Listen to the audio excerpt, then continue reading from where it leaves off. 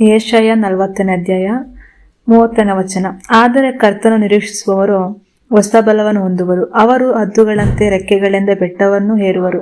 ಓಡಿ ದಣಿಯರು, ನಡೆದು ಬಳಲರು.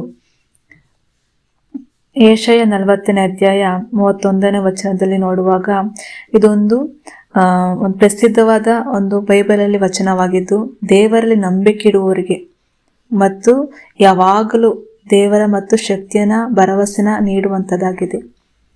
ಈ ವಾಕ್ಯದಲ್ಲಿ ನೋಡುವಾಗ ಈ ವಚನವು ದೇವರ ಮಕ್ಕಳಿಗೆ ದೇವರ ಮೇಲೆ ಅವರ ನಂಬಿಕೆ ಹೇಗೆ ಒಂದು ಕುಗ್ಗಿ ಹೋಗುವ ಬದಲು ದೇವರು ಅವರ ಹೋರಾಟಗಳಿಂದ ಮೇಲೇರಲು ಮತ್ತು ತನ್ನ ಶಕ್ತಿಯಿಂದ ಮುನ್ನುಗ್ಗಲು ಅವರಿಗೆ ಅಧಿಕಾರ ನೀಡುತ್ತಾನೆಂಬುದಾಗಿ ಈ ವಾಕ್ಯವು ನಮಗೆ ಭರವಸೆ ನೀಡುತ್ತದೆ.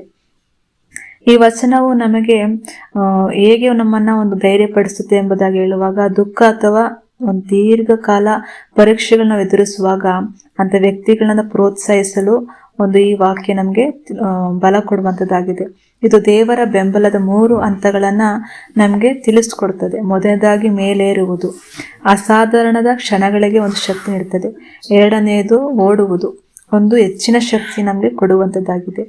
ಮತ್ತು ನಡೆಯುವುದು, ಬಿಟ್ಟು ಕೊಡದೆ ಸ್ಥಿರವಾದ ಮತ್ತು ದೈನಂದಿನ ಜೀವನಕ್ಕೆ ಬೇಕಾದ ಶಕ್ತಿ ಇದು ಕೊಡುವಂಥದ್ದಾಗಿದೆ, ಒದಗಿಸುವಂಥದ್ದಾಗಿದೆ. ಆಮೇಲೆ